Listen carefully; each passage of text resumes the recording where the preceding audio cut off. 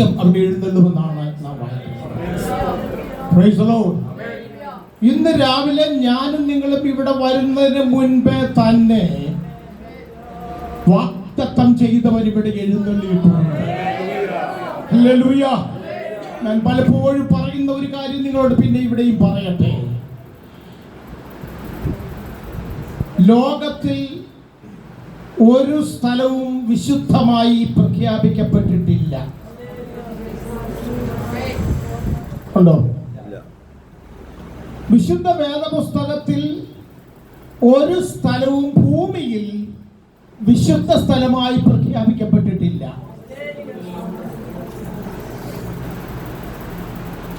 എന്നാൽ ഒരു ദിവസം രാവിലെ യിത്രോവിന്റെ ആടുകളെയും മേയിച്ചുകൊണ്ട് സാധാരണ പലപ്പോഴും സഞ്ചരിച്ചിട്ടുള്ള പ്രദേശത്തുകൂടെ ആടുകളെയും മേയിച്ചുകൊണ്ട് മോശ മുന്നോട്ട് നീങ്ങി. തൻ്റെ ആടുകൾ ഒരു ഭാഗത്ത് നിന്ന് തിന്നുമ്പോൾ മോശ പൂർവ്വകാലങ്ങളെ ഓർമ്മിച്ചു കാണും.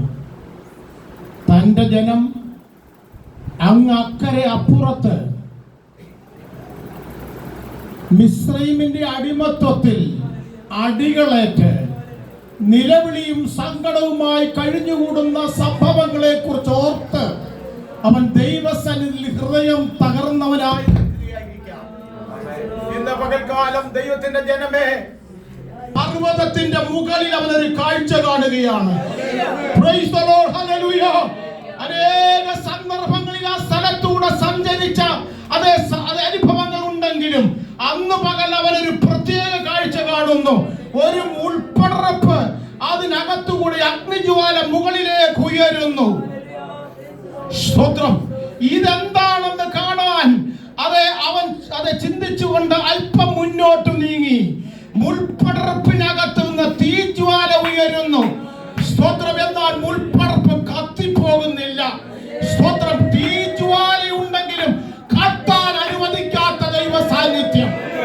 ജീവിതത്തിൽ തീജ്വാലയുടെ അനുഭവങ്ങൾ ഉണ്ടാകും. ജീവിതത്തിൽ വേദനയുടെ അനുഭവങ്ങൾ ഉണ്ടാകും. തല്ലുകളുടെ അനുഭവങ്ങൾ ഉണ്ടാകും. അപമാനത്തിന്റെ അനുഭവങ്ങൾ ഉണ്ടാകും. രോഗത്തിന്റെ അനുഭവങ്ങൾ ഉണ്ടാകും. ചോദ്യങ്ങൾക്ക് മറുപടി ഇല്ലാത്ത അനുഭവങ്ങൾ ഉണ്ടാകും. പ്രാർത്ഥിച്ചിട്ട് മറുപടി കിട്ടാത്ത അനുഭവങ്ങൾ ഉണ്ടാകും. എന്നാൽ ഇതിന്റെ മുമ്പിലും തകർന്നു പോകാതെ നിന്നെ പരിപാലിക്കുന്ന ദൈവ സാന്നിധ്യം അവിടെ ഇറങ്ങിയിട്ടുണ്ട് എന്നതാണ് ജീവിതത്തിന്റെ വിടുതലിന്റെ രഹസ്യം. ദൈവത്തിന് മഹത്വം കൊടുക്കാം. ഇന്ന് പകൽക്കാലം നിന്നെ തകർത്ത് കളയാതെ, നിന്നെ കൺസ്യൂം ചെയ്യാതെ, നിന്നെ ദഹിപ്പിച്ച് കളയാതെ നിന്നിൽ ആളിപ്പടരുന്ന ദൈവ സാന്നിധ്യമുണ്ടെങ്കിൽ നിനക്കവിടെ വിടുതലുണ്ടാകുവാൻ ഇടയായിത്തീരും. ഇതെന്തെന്ന് കാണാൻ മോശ മുന്നോട്ട് നീങ്ങിയപ്പോൾ അവിടെ ഒരു ശബ്ദം അതിൽ നിന്ന് ഉയർന്നു. മോശേ, നീ നിൽക്കുന്ന സ്ഥലം വിശുദ്ധ ഭൂമിയാകിയാൽ നിന്റെ കാലിൽ നിന്ന് ചെരുപ്പ് അഴിച്ചു കളക. സ്തോത്രം. മോശ ചുറ്റും നോക്കി. ഇതിനു മുമ്പ് പല പ്രാവശ്യം ഞാൻ ഈ ഭാഗത്ത് വന്നിട്ടുണ്ട്. എന്റെ ആടുകൾ ഇവിടെ തിന്നിട്ടുണ്ട്. ഞാൻ ഈ സ്ഥലത്ത് വിശ്രമിച്ചിട്ടുണ്ട്. എന്നാൽ ഇന്ന് പകൽക്കാലം ഈ സ്ഥലത്തെ പ്രത്യേകത ഉള്ളതാക്കുന്നത് ഇതിന്റെ പേര് മാറ്റിയതിന്റെ കാരണം എന്താണെന്ന് ചോദിച്ചാൽ ഇത് സാധാരണ സ്ഥലമല്ല, പിന്നെയോ ഇതൊരു വിശുദ്ധ സ്ഥലമായി ദൈവം പ്രഖ്യാപിക്കുന്നു. കാരണം ദൈവം ഇറങ്ങുന്ന ഇടം വിശുദ്ധ ഭൂമിയായി മാറുകയാണ്. ദൈവ സാന്നിധ്യം എവിടെ ഇറങ്ങുമോ അവിടെ വിശുദ്ധ ഭൂമിയായി മാറുകയാണ്. ഇന്ന് പകൽക്കാലം ഞാനും നിങ്ങളും ആ ഗേറ്റ് കടന്ന് ഇപ്പുറത്തേക്ക് പ്രവേശിച്ച് ഈ ഹോളിനകത്ത് പ്രവേശിച്ച് കഴിഞ്ഞപ്പോൾ ഈ സ്ഥലം വ്യത്യസ്തമായി മാറി. ഇവിടെ വിശുദ്ധ ഭൂമിയായി മാറുകയാണ്.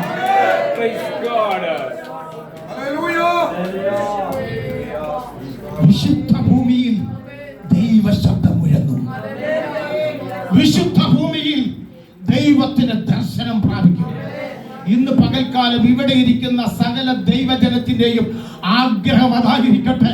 ദൈവ ശബ്ദം ഇന്ന് രാവിലെ മുഴങ്ങുവാൻ, ഈ ആലയത്തിൽ ദൈവ ശബ്ദം മുഴങ്ങുവാൻ, എന്റെ കാതുകളിൽ ദൈവ ശബ്ദം മുഴങ്ങുവാൻ, ദൈവത്തിന്റെ ആലോചന മുഴങ്ങുവാൻ, എന്നെ കൊണ്ട് ദൈവത്തിന്റെ പദ്ധതി എന്ന് വെളിപ്പെടുത്തപ്പെടുവാൻ ഇന്ന് രാവിലെ എത്ര പേര് ദൈവത്തിൽ ആഗ്രഹിക്കുന്നുണ്ട്.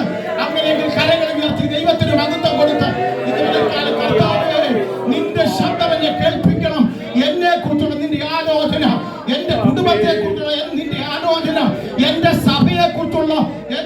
ആലോചന, എന്റെ തലമുറയെ കുറിച്ചുള്ള നിന്റെ ആലോചന ഇന്ന് പകൽക്കാലം വെളിപ്പെടുത്തണമേ. നിന്ന് രാവിലെ പ്രാർത്ഥിക്കുമെങ്കിൽ തലമുറയെ കുറിച്ചുള്ള ദൈവത്തിന്റെ അരുളപ്പാട് ദൈവം നിനക്ക് നൽകുവാൻ വിശ്വസ്തനാണ്.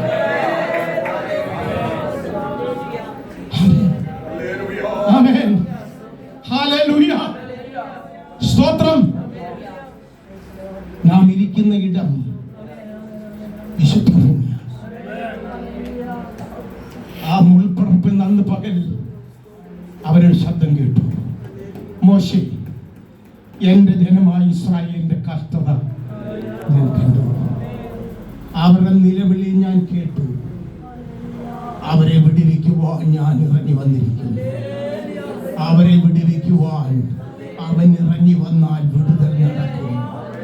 അവൻ വന്നാൽ വിടുതലുണ്ട്. ഇന്ന് രാവിലെ എത്ര ദൈവമക്കൾക്ക് വിശ്വാസമുണ്ട്? എന്റെ കുടുംബത്തിലേക്ക് അവൻ ഇറങ്ങി വന്ന നാളുകളിൽ ഞാൻ വിടുതൽ അനുഭവിച്ചിട്ടുണ്ട്. ഇന്ന് പകൽ ഈ ആലയത്തിലേക്ക് ദൈവ സാന്നിധ്യം ഇറങ്ങിയിട്ടുണ്ടെങ്കിൽ ഈ ആലയത്തിനൊരു, ഈ സഭയ്ക്കൊരു വിടുതലുണ്ട്.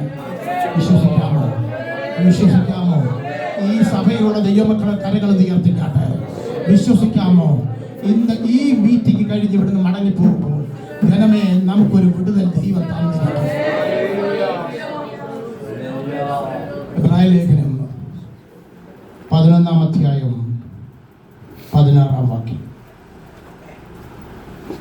അവരാധികം നല്ലതിനെ സ്വർഗീയമായതിനെ തന്നെ കാക്ഷിച്ചിരുന്നു.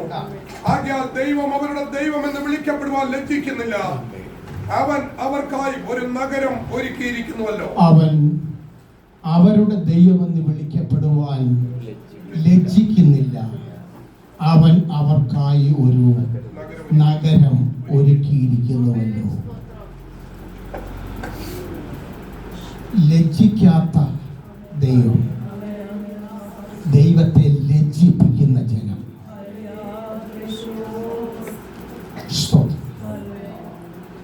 ദൈവത്തിന്റെ ദാസനോടെ എബ്രായ ലേഖനത്തിൽ പരിശുദ്ധാത്മാവ് എഴുതി, അവൻ അവരുടെ ദൈവമെന്ന് വിളിക്കപ്പെടുവാൻ ലജ്ജിക്കുന്നില്ല. ഇന്ന് രാവിലെ എനിക്ക് നിങ്ങളോടൊരു ദൂതുണ്ട്. സ്തോത്രം. നമ്മുടെ ദൈവം നമ്മെ ഓർത്ത് ദുഃഖിക്കാതെയും ലജ്ജിക്കാതെയും ഇരിക്കണം. സ്തോത്രം. നാം ഇന്ന് ലോകത്തിലേക്ക്, ചുറ്റുപാടുകളിലേക്ക്, ആത്മീയ രംഗത്തിലേക്ക് കണ്ണുകൾ ഓടിക്കുമ്പോൾ ദൈവം ദുഃഖിക്കുന്നു. ദൈവം ദുഃഖിക്കുന്നു. ദൈവം സങ്കടപ്പെടുന്നു. സ്തോത്രം. ഉൽപ്പത്തി പുസ്തകം 6-ാം അധ്യായത്തിന്റെ 1-ാം വാക്യത്തിൽ അവൻ മനുഷ്യരെ സൃഷ്ടിച്ചതുകൊണ്ട് അവരെ കുറിച്ച് അനുതപിക്കുന്നു. വായിക്കാം. ഉൽപ്പത്തി 6:1. മനുഷ്യൻ ഭൂമിയിൽ പെരുകി തുടങ്ങി. അവർക്ക് പുത്രിമാർ ജനിച്ചപ്പോൾ ദൈവത്തിന്റെ പുത്രന്മാർ മനുഷ്യരുടെ പുത്രിമാരെ സൗന്ദര്യമുള്ളവരെന്ന് കണ്ടിട്ട് തങ്ങൾക്ക് ബോധിച്ചവരെ ഭാര്യമാരായി എടുത്തു. തങ്ങൾക്ക് ബോധിച്ചവരെ ഭാര്യമാരായി എടുത്തു. അടുത്ത വാക്യം. അപ്പോൾ യഹോവ മനുഷ്യരിൽ എന്റെ ആത്മാവ് സദാകാലവും ബാധിച്ചുകൊണ്ടിരിക്കയില്ല. അവൻ ജഡം തന്നെയല്ലോ. എങ്കിലും അവന്റെ കാലം 120 സംവത്സരമാകും എന്ന് അരുളി ചെയ്തു. അക്കാലത്ത് ഭൂമിയിൽ മല്ലന്മാർ ഉണ്ടായിരുന്നു. അതിന്റെ ശേഷവും ദൈവത്തിന്റെ പുത്രന്മാർ മനുഷ്യരുടെ പുത്രിമാരുടെ അടുക്കൽ ചെന്നിട്ട് അവർ മക്കളെ പ്രസവിച്ചു. 7-ാം വാക്യം. ഞാൻ സൃഷ്ടിച്ചിട്ടുള്ള മനുഷ്യരെ ഭൂമിയിൽ നിന്ന് നശിപ്പിച്ചു കളയും. മനുഷ്യനെയും മൃഗത്തെയും ഇഴജാതിയെയും ആകാശത്തിലെ പക്ഷികളെയും തന്നെ അവയെ ഉണ്ടാക്കുക കൊണ്ട് ഞാൻ അനുതപിക്കുന്നു. അവരെ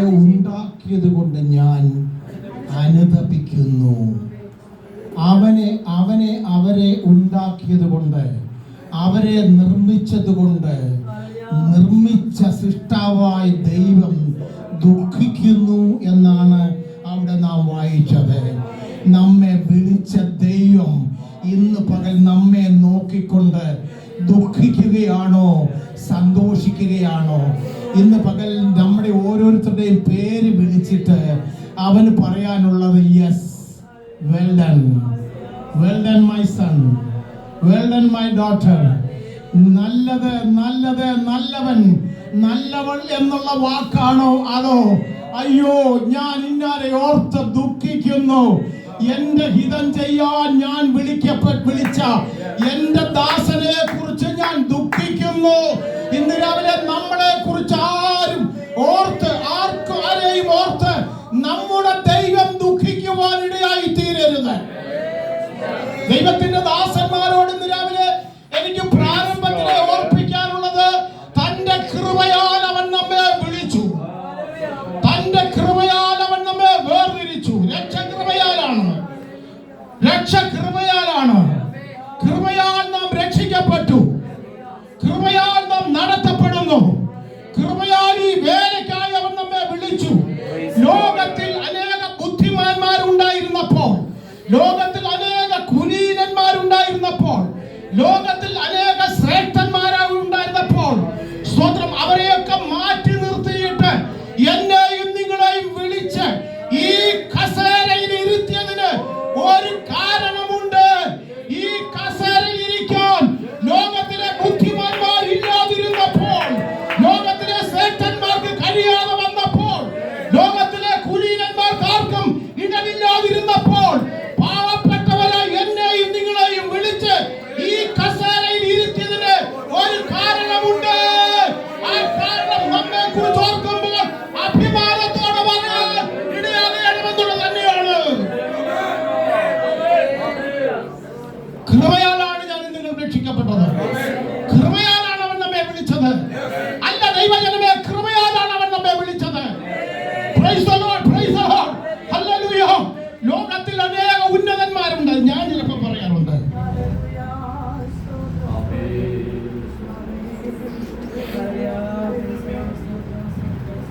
ഇന്ത്യൻ പട്ടാളത്തിൽ ഞാൻ അന്ന് പോയിരുന്നു, ഇന്ന് പ്രായമായി, എന്നെ എടുക്കുമോ? എൻ്റെ പരുവം കണ്ടാൽ ആ ഏറിയയിൽ അടുപ്പിക്കുകയില്ല.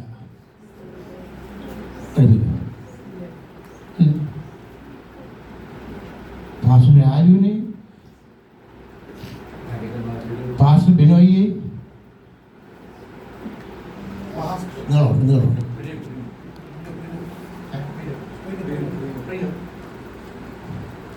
ഇവരെയൊക്കെ പിന്നെ ഒന്ന് കൺസിഡർ ചെയ്യും. വലിയ ഒന്ന് ചാടാനെങ്കിലും ഒരവസരം കൊടുക്കും, ഇല്ലേ? ചാടി പിന്നെ ഒത്തില്ലെങ്കിൽ എന്താ പറയും? കൊള്ളാൻ പറയും. എന്നെ ഒന്ന് ചാടാനല്ല, ആ ഏറിയയിൽ അടുപ്പിക്കുകയില്ല, പോടാന്ന് പറയും. കാരണം എൻ്റെ പരുവം കണ്ടാൽ, നിങ്ങളാരും ചിരിക്കണ്ട, നിങ്ങളിൽ പലരും ഇതിന് യോഗ്യരല്ല. അതുകൊണ്ടാണല്ലോ ഇവിടെ ഇരിക്കുന്നത്. സ്തോത്രം. പട്ടാളത്തിൽ പോയാൽ എടുക്കുകയില്ല, എവിടെ പോയാലും പലയിടത്തും നമുക്ക് റിജക്ഷനാ, അല്ലേ? Thank you for coming, we will consider you later.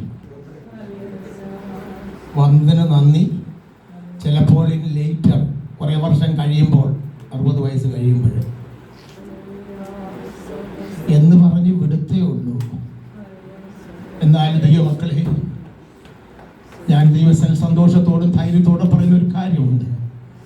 ഈ പുസ്തകം എടുക്കാൻ ദൈവം എനിക്ക് ഭാഗ്യം നൽകിയതുകൊണ്ട്, കർത്താവിനെ വിളിച്ചു എന്നുള്ള ധൈര്യത്തിൽ ഇറങ്ങി തിരിച്ചതുകൊണ്ട്, അവനെന്നെ തിരഞ്ഞെടുത്തത് കൊണ്ട്, അല്ല ദൈവമക്കളെ, അവൻ നമ്മെ തിരഞ്ഞെടുത്തത് കൊണ്ട്, അവന്റെ മക്കളായി തീരുവാനുള്ള പദവി അവൻ തന്നത് കൊണ്ട്, സ്തോത്രം. അവൻ തന്റെ ഏകജാതനായ പുത്രൻ വിശ്വസിക്കുന്ന ഏവനും നശിച്ചു പോകാതെ നിത്യജീവൻ പ്രാപിക്കേണ്ടതിന് ദൈവം അവനെ നൽകുവാൻ തക്കവണ്ണം ലോകത്തെ സ്നേഹിച്ചു. അവനെ കൈക്കൊണ്ടവന്റെ നാമത്തിൽ വിശ്വസിക്കുന്ന ഏവർക്കും ദൈവമക്കളാകുവാൻ അവൻ അധികാരം കൊടുത്തു.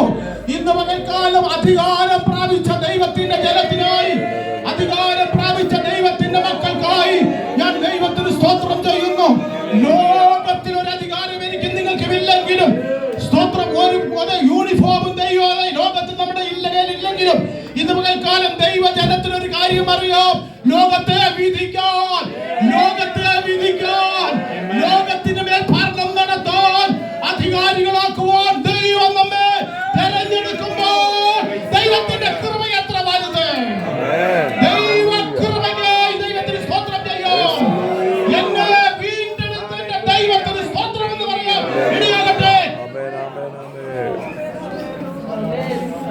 യേശുവിന്റെ കൂടെ നടന്നപ്പോൾ മാത്രമേ മാന്യതയുള്ളൂ.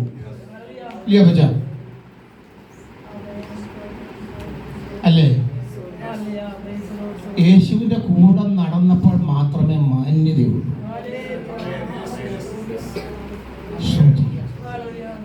ഇല്ലെങ്കിൽ എന്തെങ്കിലും മാന്യതയുണ്ട്. കള്ളും കുടിച്ച് വഴിയിറമ്പി അനാഥരായി കിടന്നവരെയൊക്കെ തങ്കരക്തത്താൽ കഴുകി വിശുദ്ധീകരിച്ച് അപ്പാ പിതാവേ എന്ന് വിളിക്കാനുള്ള പുത്രത്വത്തിന്റെ ആത്മാവിനെ നൽകി ദൈവകൃപയിലേക്ക് നയിച്ച ദൈവകൃപയെ ഓർക്കുമ്പോൾ ഇന്ന് രാവിലെ ദൈവത്തിന് മഹത്വം കൊടുത്താട്ടെ. നമ്മുടെ മേലുള്ള ദൈവകൃപയ്ക്ക് അതീതമായി ഉയരുന്ന സകല ഉയർച്ചകളെയും ഇന്ന് പകൽക്കാലം യേശു ക്രിസ്തുവിന്റെ നാമത്തിൽ ശാസിക്കേണ്ടിയിരിക്കുന്നു. അതിന്റെ അർത്ഥം ഞാൻ പലപ്പോഴും പറയും, ഒരു മനുഷ്യനും ദൈവത്തിൽ ഉയർത്തപ്പെടുവാൻ പാടില്ല. ഒരു മനുഷ്യനും തലക്കനം കൊണ്ട് ദൈവത്തിൽ വരരുത്. ദൈവസന്നിധിയിൽ വരുന്നവൻ തല കുമ്പിട്ട് ദൈവത്തെ ആരാധിക്കുമ്പോൾ അവൻ തയ്യാറാകട്ടെ. ആർക്കാണ് നല്ല തലക്കനം ഉണ്ടാകുന്നത്?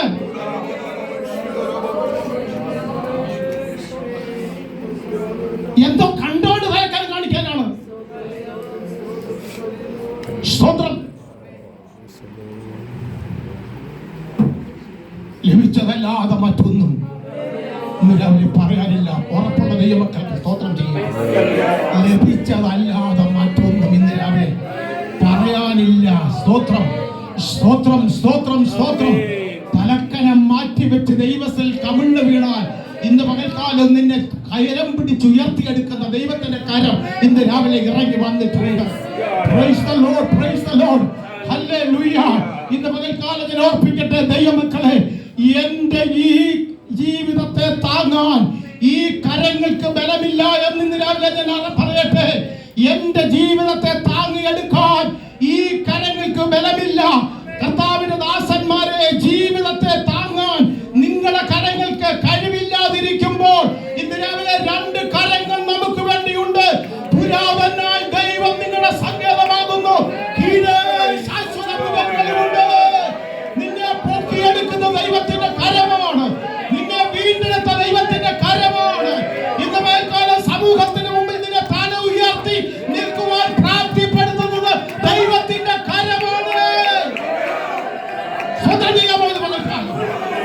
തല ഉയർത്തി പിടിക്കാൻ ശത്രുവിന്റെ തല താഴ്ത്താൻ പലപ്പോഴും നിന്നെ തലക്കടിച്ച്, നിന്റെ കുടുംബത്തെ അടിച്ച്, നിന്റെ തലമുറയെ അടിച്ച്, നിന്നെ സമൂഹത്തിൽ ഇല്ലായ്മ വരുത്തുവാൻ ശ്രമിച്ചപ്പോൾ ഇന്ന് തല ഉയർത്തി പിടിച്ച് ഈ തെരുവിലൂടെ നടക്കാൻ പ്രാപ്തി നൽകിയത് ദൈവത്തിന്റെ കൃപയത്രേ.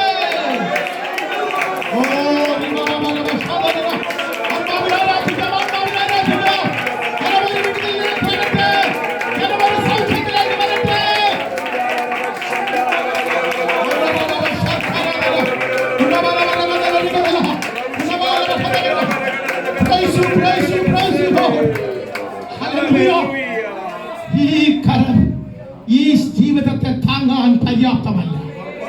നിങ്ങളുടെ കരം നിങ്ങളുടെ ജീവിതത്തെയും നിങ്ങളുടെ തലമുറയും താങ്ങാൻ പര്യാപ്തമല്ലെന്ന് അറിയാവുന്നവൻ തന്റെ തൃക്കരത്താൽ നിങ്ങളെ അവൻ താങ്ങി നിർത്തിയിരിക്കുന്നു.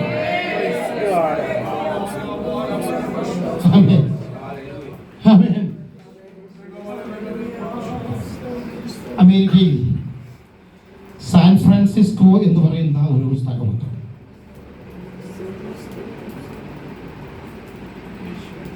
സാൻ ഫ്രാൻസിസ്കോയിൽ പോയിട്ടുള്ള ആളുകൾക്ക് ഒരു പ്രത്യേക സ്ഥലം സന്ദർശിക്കാൻ അവസരമുണ്ടാകും. ആരെങ്കിലും പോയിട്ടുണ്ടോ ഇവിടെ? പക്ഷെ പോയി അത് കണ്ടോന്നറിയത്തില്ല. അവിടെ ഒരു പാലമുണ്ട്. അതിൻ്റെ പേര് ഗോൾഡൻ ബ്രിഡ്ജ് എന്നാണ്. സുവർണ പാലം. ലോകത്തിലെ ഉന്നതന്മാരായ എഞ്ചിനീയർമാരെ കൊണ്ട് പണിയെടുപ്പിച്ച വളരെ നീളമുള്ള കടലിൻ്റെ നടുക്കൂടെ കെട്ടിയിരിക്കുന്ന ഒരു പാലമാണ്. വളരെ ദീർഘമായൊരു പാലമാണ്. ഈ പാലം പണിയുന്ന സമയത്തൊരു സംഭവം ഉണ്ടായി. ഇത് പണിയാനായിട്ട് തുടങ്ങി. ആദ്യം കരയിൽ നിന്നാണ് പണി തുടങ്ങിയത്. എന്നിട്ടാണ് കരയിലേക്ക് പണി നീങ്ങിയത്. ഇത് അക്കരെ കൊണ്ട് എത്തിക്കണം. അതിനുവേണ്ടി പണിയാണ്. എഞ്ചിനീയർമാരെല്ലാം വന്നു, പണിക്കാരെല്ലാം വന്നു, കോൺട്രാക്ടർമാരെല്ലാം വന്നു, പണം മുടക്കുന്നവർ, ഗവൺമെൻറ്റിൻ്റെ അധികാരികൾ വന്നു. ഇതെല്ലാം നിരയായിട്ട് നിൽക്കുകയാണ്. പണി തുടങ്ങി കുറച്ച് മുന്നോട്ട് പോയപ്പോൾ ഒരു കുഴപ്പമില്ലായിരുന്നു. വളരെ സ്മൂത്തായിട്ട് പണി നടക്കുക. എന്നാൽ കുറച്ച് കഴിഞ്ഞ് വെള്ളത്തിൻ്റെ അകത്തേക്ക് അല്ലെങ്കിൽ വെള്ളത്തിൻ്റെ ഉപരിതലത്തിലേക്ക് പണി നീങ്ങിയപ്പോൾ പ്രശ്നം തുടങ്ങി. എന്താണെന്നറിയോ? ഈ വെള്ളത്തിൻ്റെ മുകളിൽ നിന്ന് അവർ പണി നല്ല സംവിധാനങ്ങളൊക്കെ ഉണ്ടെങ്കിലും ആളുകൾ വീഴാൻ തുടങ്ങി. വീഴുന്നവർ പലരും മുങ്ങിച്ചത്തു. പണി മുന്നോട്ട് പോകാൻ കഴിയാത്ത ഒരു സ്ഥിതി ഉണ്ടായി. ആളുകളൊക്കെ ഭയന്നു. ജോലിക്കാരെല്ലാം ജോലി സ്ഥലം വിട്ടുപോയി. എഞ്ചിനീയർമാർ വരുന്ന നമ്മൾ എങ്ങനെ ചെയ്യുമെന്ന്. ഗവൺമെൻറ് പറയുന്ന സമയത്ത് പണി പൂർത്തീകരിച്ച് കൊടുത്തില്ലെങ്കിൽ ഭീമമായ നഷ്ടം അത് ഏറ്റെടുത്തവരുണ്ടാകും. ഇവിടുത്തെ പോലെയല്ല. ഇവിടുത്തേത് നമ്മുടെ നാട്ടിൽ ഇന്ന് തുടങ്ങിയാൽ 26 വർഷം കഴിയുമ്പോൾ നമുക്ക് പണി അതിലൊക്കെ നടക്കാം. 26 വർഷം കഴിഞ്ഞ് പണി പൂർത്തിയായാലും 4 വർഷം കൂടെ കിടക്കണം മന്ത്രി വന്ന് കത്തിക്കാൻ. അവിടെ അങ്ങനെയൊന്നുമില്ല. അവിടെ പണി തീരുന്നതിനനുസരിച്ച് വണ്ടി പൊക്കോണ്ടിരിക്കും. മന്ത്രി വരത്തില്ല, ഗവർണറും വരത്തില്ല, പ്രസിഡന്റും വരത്തില്ല. പണി നടക്കുന്നതിനനുസരിച്ച് അത് ഉപയോഗിച്ചുകൊണ്ടിരിക്കും. ഇവിടെയാണ് ഞാൻ ഇല്ലാതെ പാലത്തെ കൂടെ ആട് പോകുന്നത്. ഇയാടെ ഉണ്ടെങ്കിൽ ഇല്ലയോ?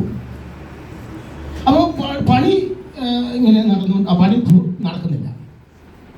അപ്പം ഒരു മുന്നോട്ട് വന്ന് പറഞ്ഞു, ഒരു കാര്യം ചെയ്യാം. അവർ കമ്മിറ്റി കൂടിയിട്ട് പറഞ്ഞു, നമുക്കൊരു കാര്യം ചെയ്യാം. കഞ്ഞി ചോറാക്കിയാലോ? എൻ്റെ ഭാഷയാണ്. കഞ്ഞി ചോറാക്കിയാലോ? കഞ്ഞി ചോറായതുകൊണ്ട് ആളുകൾ വരികയില്ല. ജീവനിൽ കൊതിയുള്ളവൻ ഉള്ള കഞ്ഞി കുടിച്ചോണ്ട് വീട്ടിൽ ശമ്പളം കൂട്ടി കൊടുത്താലോ? പൈസയേക്കാൾ വലുത് ജീവനാണ്. ഇങ്ങനെ ഓരോ കാര്യങ്ങൾ പറഞ്ഞെങ്കിൽ ഇതൊന്നും അവിടെ ഒത്തുവരുന്നില്ല. ആ കമ്മിറ്റിക്ക് നിന്നു. ഈ ഒക്കാത്ത കമ്മിറ്റികളെല്ലാം പിരിച്ചു വിടാൻ തീരുമാനിച്ചു. പാസ്റ്റർമാരെ ഒക്കാത്ത കമ്മിറ്റികളൊക്കെ പിരിച്ചു വിട്ടു.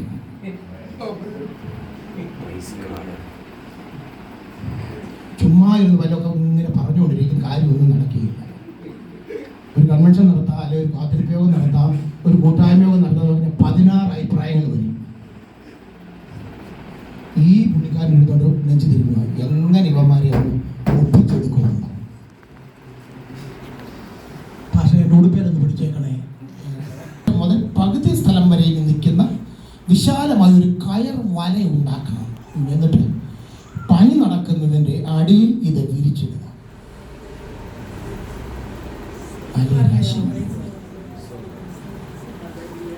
പിറ്റേ ദിവസം ഓർഡർ കൊടുത്തു. ദിവസങ്ങൾക്കുള്ളിൽ നല്ല ബലമുള്ള കയറുകൊണ്ട് ഒരു വലയുണ്ടാക്കി എല്ലാവരും കൂടെ വലിച്ചുകൊണ്ട് വന്ന് ഈ പണി നടക്കുന്ന ഏരിയ അത്ര ഏരിയയിൽ വിരിച്ചിട്ടു. എന്നിട്ട് എല്ലാവരോടും ജോലിക്കാർ താമസിക്കുന്നിടത്ത് പറഞ്ഞു, ഇനിയും ആരും മരിക്കുകയില്ല. എന്താ സന്ദേശം? ഇനിയും ആരും, സുവിശേഷത്തിന്റെ സന്ദേശം, ഇനി ആരും മരിക്കത്തില്ലെന്നാണ്. ഇനിയും ആരും മരിക്കുകയില്ല. ഈ വെള്ളത്തിൽ വീണ ആരും ഇനിയും മരിക്കുകയില്ല. ക്യാൻസർ വന്ന് ചത്താൽ ഞങ്ങളുടെ ഉത്തരവാദിത്തമല്ല. എല്ലാവരും വന്ന് നോക്കിയപ്പോൾ വിരിക്കപ്പെട്ട് കിടക്കുന്ന ആ ഒരു വല കണ്ടു. ഓരോരുത്തരായിട്ട് പണിക്ക് കയറി. പണി പൂർത്തീകരിക്കുന്നവരെയും പണി തടസ്സം കൂടാതെ നടന്നു വരുന്നു. ഇതിൻ്റെ ഇടയ്ക്ക് പലരും പ്ലോന്ന് വീണു. പക്ഷേ വീണവരാരും വെള്ളത്തിൽ മുങ്ങി ചത്തുപോയില്ല. താഴ്പോളിൽ നിന്ന് താഴേക്ക് ഒരുവൻ വീഴുമ്പോൾ അവനെ താങ്ങുന്ന ഒരു കയർ വല വെള്ളത്തിന്റെ മീതെ വിരിക്കപ്പെട്ടിരുന്നു. സുവിശേഷത്തിന്റെ സന്ദേശം, ദൈവസഭയിലേക്ക് വരുന്ന ദൈവജനത്തോടുള്ള ദൈവദാസന്മാരുടെ സന്ദേശം, ഇനിയും ആർക്കും രോഗമുണ്ടാകത്തില്ലെന്നല്ല, ഇനി ആരും പ്രതിസന്ധിയിലാകത്തില്ലെന്നല്ല, കുടുംബത്തിൽ പ്രയാസങ്ങൾ ഉണ്ടാകത്തില്ലെന്നല്ല, മുഖത്തിന് പരാതികൾ ഉണ്ടാകത്തില്ലെന്നല്ല, കണ്ണിന് വേദന ഉണ്ടാകത്തില്ലെന്നല്ല, ഇതെല്ലാം ഉണ്ടായേക്കാം. എന്നാൽ നിന്നെ വിടുവിക്കുന്ന ഒരു കയറുവല നിന്റെ അടിഭാഗത്ത് കിടക്കുന്നിടത്തോളം കാലം നീ തകർന്നു പോകുകയില്ല, നീ നശിച്ചു പോകുകയില്ല. നിന്നെ താങ്ങുന്ന കരം, പുരാതനായ ദൈവത്തിന്റെ കരം നിനക്ക് വേണ്ടി നിന്റെ താങ്ങായി നിന്നെ ഉയർത്തിയെടുക്കുമ്പോൾ ആ വെള്ളത്തിന്റെ മീതെ ഉണ്ടായിരിക്കും. ന്യായവിധിയുടെ വെള്ളത്തിന്റെ മീതെ സ്വർഗീയ കരം വ്യാപരിച്ചു കഴിയുമ്പോൾ വീഴുന്ന ദൈവത്തിന്റെ ജനത്തെ താങ്ങുവാൻ ആ കരമെല്ലാം പോലും ഉയർന്നു തന്നെ നിൽക്കും. കരമുയർത്തി ദൈവത്തിന് മഹത്വം കൊടുക്കാം. സ്വതന്ത്രം ചെയ്യാവുന്ന കാലം കഴിഞ്ഞ കാലങ്ങളിൽ നിന്നെ താങ്ങിയ സ്വർഗീയ കരമുണ്ടല്ലോ. എത്രയോ പ്രാവശ്യം മതി കർത്താവേ, it is over, it is done എന്ന് പറഞ്ഞ ജീവിത സാഹചര്യങ്ങളിൽ പിന്നെയും മുന്നോട്ട് നിന്നെ നയിച്ചത് ദൈവത്തിന്റെ കരമല്ലാതെ പിന്മാറിപ്പോകാൻ, തകർന്നു പോകുമെന്ന് ചിന്തിച്ച് മാറിപ്പോകാൻ, പിന്മാറിപ്പോകാൻ, മതി എന്ന് പറഞ്ഞ് സ്തോത്രം ഇനിയും നിർത്തുക, ഇവിടെ തീരുകയാണ് എന്ന നിലവിളിയോടെ പറഞ്ഞ ശബ്ദത്തിന്റെ മുമ്പിലില്ല. ഞാൻ നിന്നോട് കൂടെ ഉണ്ട്, ഭ്രമിച്ചു നോക്കേണ്ട. ഞാൻ നിന്റെ ദൈവമാകുന്നു, ഞാൻ നിന്നെ ശക്തീകരിക്കും, ഞാൻ നിന്റെ ദൈവമാകുന്നു എന്ന് പറഞ്ഞ് കഴിഞ്ഞ കാലങ്ങളിൽ നിന്നെ നടത്തിയ, കഴിഞ്ഞ കാലങ്ങളിൽ നിന്റെ കരത്തിൽ പിടിച്ച് നിന്നെ മുന്നോട്ട് കൊണ്ടുപോയ ദൈവത്തിന്റെ കൃപ ഇന്ന് അവരെ ഓർത്താൽ എത്രമാത്രം ദൈവത്തിന് മഹത്വം കൊടുക്കണം.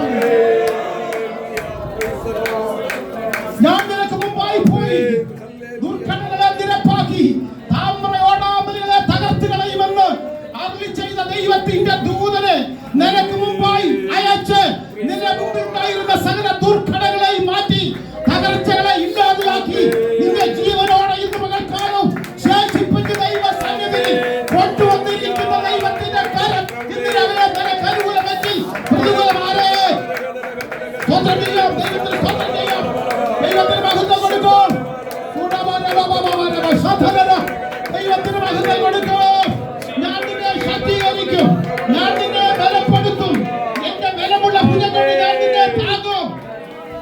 പർവ്വതങ്ങൾ നീങ്ങിപ്പോകും, കുന്നുകൾ മാറിപ്പോകും, എങ്കിലും എന്റെ ദയ നിങ്ങളെ വിട്ട് മാറുകയില്ല. ചേർന്ന് പറയാമോ എന്ന് പകൽക്കാലം? പർവ്വതങ്ങൾ നീങ്ങിപ്പോകും, കുന്നുകൾ മാറിപ്പോകും, എങ്കിലും എന്റെ ദയ നിങ്ങളെ വിട്ട് മാറുകയില്ല. എങ്കിലും അവന്റെ ദയ എന്നെ വിട്ട് മാറുകയില്ല എന്ന് നെഞ്ചത്ത് കൈവച്ച് പറയാൻ കഴിയുന്ന ദൈവമക്കൾക്കായി സ്തോത്രം ചെയ്യുന്നു.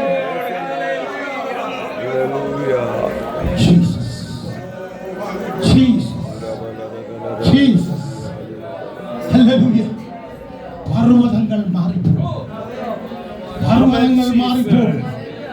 ആശ്രയിച്ച ഉന്നത സ്ഥാനങ്ങളൊക്കെ ആ സ്ഥാനത്തുനിന്ന് ഉരുണ്ടു മാറിയപ്പോൾ സ്തോത്രം, ഹല്ലേലൂയ, കുന്നുകൾ മാറിപ്പോയപ്പോൾ സ്തോത്രം, തിരമാല നിന്റെ നേരെ പാഞ്ഞടിച്ച് അലറി നിന്നെ മുക്കിക്കളയാൻ ശ്രമിച്ചപ്പോൾ സ്തോത്രം, ഹല്ലേലൂയ, നദി നിന്നെ മുക്കിക്കളയുകയില്ല, അഗ്നി നിന്നെ ദഹിപ്പിക്കുകയില്ല.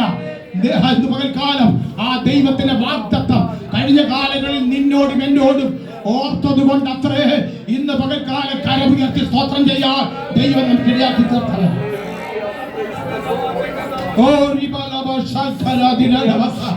എല്ലാവരും ദൈവത്തെ സ്തുതിച്ചുകൊണ്ടിരിക്കണം. ഒരു വലിയ വിടുതലും രാവിലെ ഇവിടെ നടക്കണം. ആത്മാവിലെ ആരാധന ഇവിടെ പിന്നെ വെളിപ്പെടണം. ഈ ദേശത്തിന്റെ നടുവിൽ ദേശത്തിന്റെ അന്ധകാര ശക്തികൾ ദൈവത്തിന്റെ ദാസന്മാരായ ദൈവത്തിന്റെ ജനം ഇന്ന് രാവിലെ ആരാധിച്ച ഈ ദേശത്തിന്റെ ബന്ധനം നാം ഒരുമിച്ച് അഴിച്ചു പൊട്ടിക്കാൻ പറ്റും. എല്ലാവരും ആരാധിക്കണം, എല്ലാവരും ആരാധിക്കണം. ദേശത്തിന്റെ ബന്ധനം, അന്യായ ശക്തിയുടെ പോരാട്ടങ്ങൾ ഇന്ന് പകൽക്കാലം അഴിഞ്ഞു മാറട്ടെ. വായിച്ച വാക്യം ഞാൻ അവരെ കുറിച്ച് ലജ്ജിക്കുന്നു. ആരെ കുറിച്ച്? അവിടെ മുകളിൽ ഒന്നിന്റെ കുറച്ച് പേരെ 11-ാം അധ്യായം വിശുദ്ധന്മാരുടെ പട്ടിക നിരത്തുന്ന ഒരു അധ്യായമാണ്. ആദാം തുടങ്ങി ഇങ്ങോട്ട് കഷ്ടപ്പെട്ട് വാളിനാൽ അറുക്കപ്പെട്ട വിശുദ്ധന്മാരുടെ വരെ ചരിത്രം ആ അധ്യായത്തിലുണ്ട്. സ്തോത്രം. വാളിനാൽ അറുക്കപ്പെട്ടവർ, മക്കൾ നഷ്ടപ്പെട്ടവർ, വേദനയോടെ ഓടിപ്പോയവർ, സ്തോത്രം വാളിൽ ഇരയായി തീർന്നവർ, സ്തോത്രം തുടങ്ങി ഒരുപാട് വിശുദ്ധന്മാരുടെ ജീവിതത്തെ സംഗ്രഹിച്ച് പൗലോസ് ലേഖനക്കാരൻ എഴുതിയിട്ട് പറയുകയാണ്, അവരെ ഓർക്കുമ്പോൾ എൻ്റെ ദൈവത്തിന് ലജ്ജയില്ല, അവരെ ഓർക്കുമ്പോൾ എൻ്റെ ദൈവം സന്തോഷിക്കുകയാണ്. എൻ്റെ ദൈവം സന്തോഷിക്കുന്ന ഭക്തന്മാരുടെ ജീവിത ചരിത്രം ലേഖനത്തിൽ പുസ്തകത്തിൽ എഴുതി വെച്ചു. ഇന്ന് പകൽക്കാലം അത് തീരുന്നില്ല. നാളെ നമ്മുടെ തലമുറകൾ വായിക്കണം. എൻ്റെ അപ്പനും അമ്മയും എൻ്റെ സഹോദരനും എൻ്റെ പ്രിയപ്പെട്ടവരും സ്തോത്രം പുസ്തകത്തിൽ ഇടം നേടുവാൻ കാരണം ദൈവം അവരെ കുറിച്ച് നല്ല സാക്ഷ്യം പറഞ്ഞതുകൊണ്ട്. നമ്മൾ എബ്രായ ലേഖനം 11-ാമത്തെ അവസാന വാക്യത്തോടെ നിർത്തുകയാണ്. എന്നാൽ അവിടെ നിൽക്കുന്നില്ല. പിന്നെയും പേജുകളായിട്ടുണ്ട്. അവസാനത്തെ പേജിൽ എന്റെയും നിങ്ങളുടെയും പേര് കാണാൻ ഇടയാക്കണം.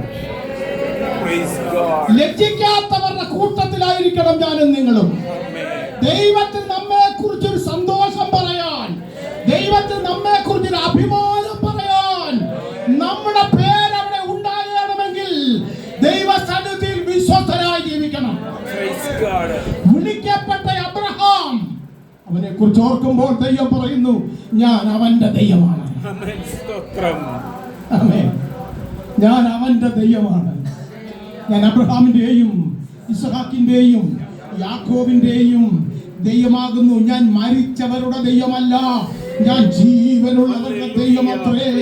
നൂറ്റാണ്ടുകൾക്ക് മുൻപ് മരിച്ചുപോയ അബ്രഹാമും ഇസ്ഹാക്കും യാക്കോബും പിതാക്കന്മാരും സ്തോത്രം പൗലോസും പത്രോസും സ്തോത്രം ദൈവവചനത്തിലും അല്ലാതെയും ചരിത്രത്തിലും സ്ഥാനം പിടിച്ച അനേകം വിശുദ്ധന്മാർ, ഹല്ലേലൂയ, സ്തോത്രം. ഇന്ന് പകൽക്കാലം നമ്മോട് വിളിച്ചു പറയുന്ന ഒരു കാര്യമുണ്ട്. ഞാൻ വിശ്വസ്തയോടെ സേവിച്ച എന്റെ ദൈവത്തിന് അപമാനം വരുത്താതെ എന്റെ പേര് കൂടെ എഴുതി ചേർക്കാൻ എന്നോട് കരുണ കാണിച്ച ദൈവമാണ്. അവരുടെ ദൈവമാണ് നമ്മുടെ ദൈവം. മരിച്ചവരുടെ ദൈവമല്ല നമ്മുടെ ദൈവം. എന്ന് പറഞ്ഞാൽ അബ്രഹാം ശാരീരികമായി മരിച്ചു, യാക്കോബ് ശാരീരികമായി മരിച്ചു, ഇസ്ഹാക്ക് ശാരീരികമായി മരിച്ചു. എങ്കിൽ പരിശുദ്ധാത്മാവ് പറയുന്നു, ഞാൻ മരിച്ചവരുടെ ദൈവമല്ല, ഞാൻ ജീവിക്കുന്നവരുടെ ദൈവമാണ് എന്ന് പറഞ്ഞാൽ അവർ ഇന്നും ജീവിക്കുന്നു.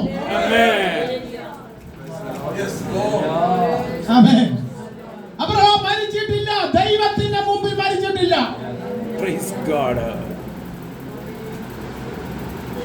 ഇസ്ഹാക്കും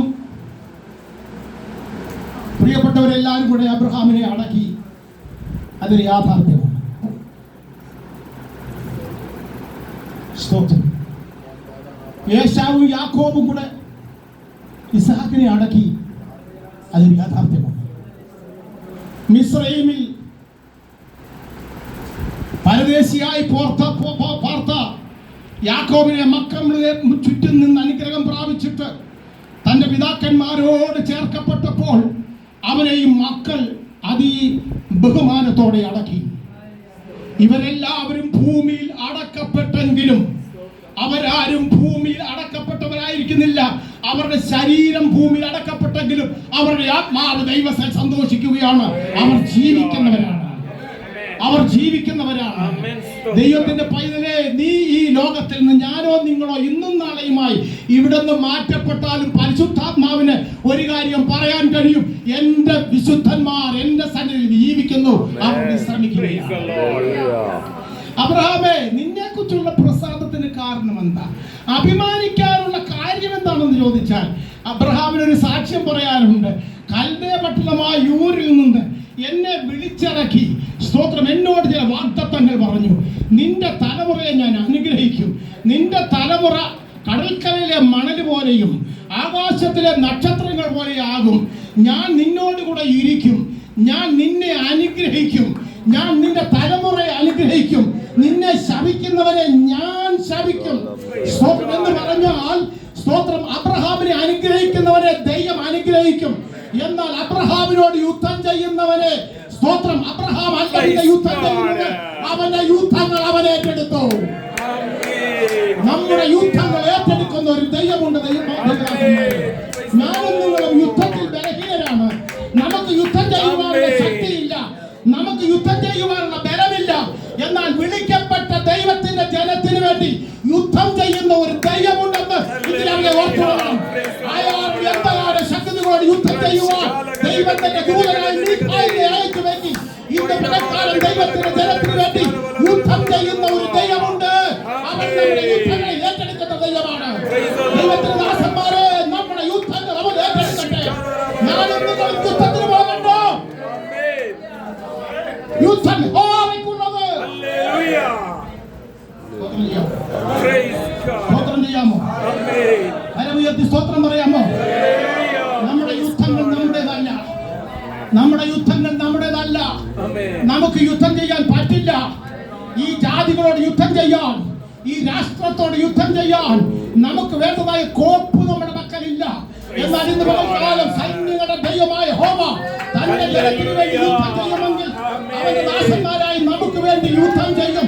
അവന്റെ ദാസന്മാരായി നമ്മൾ കൃപയെന്ന് പറഞ്ഞുകൊണ്ട് അവന് വേണ്ടി ആർപ്പിട്ടാൽ, പ്രൈസ് ദി ലോർഡ്, അവൻ നമുക്ക് വേണ്ടി യുദ്ധം ചെയ്യുന്ന ദൈവമത്രേ.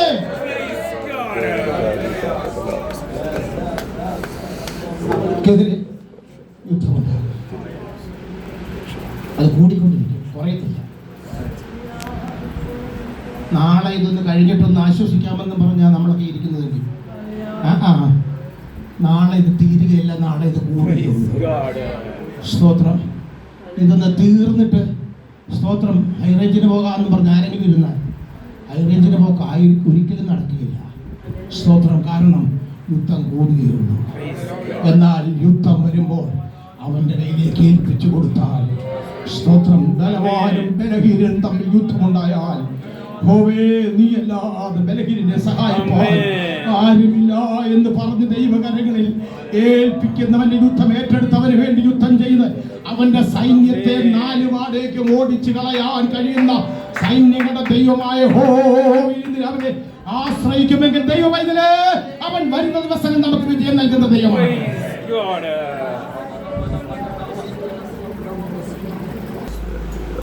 മിസ്രയീമിലെ സകല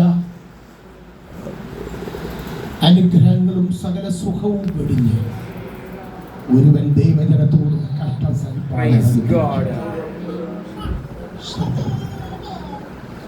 ജീവിച്ചിരുന്ന കൊട്ടാരത്തിൽ പാർത്ത അടുത്ത ഫറവോനായി, സ്തോത്രം, ഈ ഫറവോന്മാരുടെ കിരീടം നിങ്ങൾ കണ്ടിട്ടുണ്ടോ?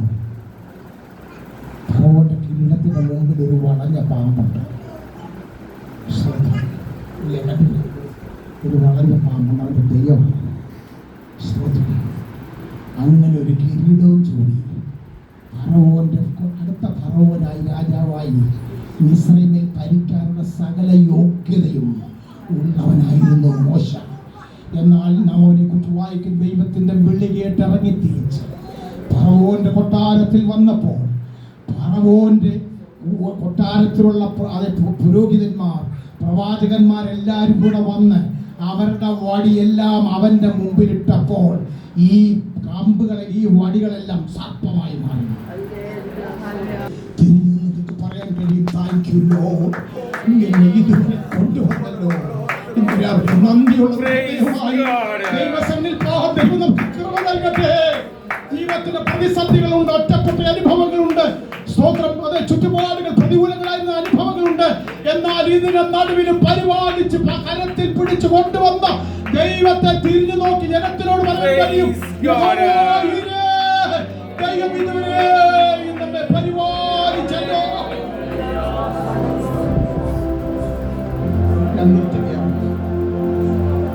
മോശ അവിടെ അവസാനിച്ചു. മോശയുടെ ശരീരം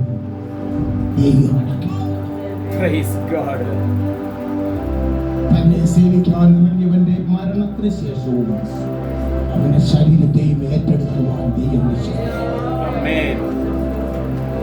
ലോകത്തിൽ ഒരു മനുഷ്യരെ കൊണ്ടും അവന്റെ ശരീരത്തെ തൊടാൻ അനുവദിക്കാതെ ദൈവത്തിന്റെ കരം കൊണ്ട് അവനെ അടക്കി എന്നാണ് നാം വായിക്കുന്നത്. ദൈവവൈദ്യരെ, നീ ദൈവമുഖത്തേക്ക് നോക്കി അവന്റെ ശബ്ദം കേട്ട് ഇറങ്ങി തിരിച്ചാൽ നിന്റെ ജീവിതത്തിന്റെ അവസാനം വരെ നിന്നെ എടുത്തുകൊണ്ട് പോകുവാൻ, നിന്റെ അടക്കത്തിലും സാന്നിധ്യം തരാൻ കഴിയുന്നവരെയാണ് രാവിലെ ഞാൻ നിങ്ങളും സേവിക്കുന്നത്. മോശയെ നിന്നെ ആരടക്കി?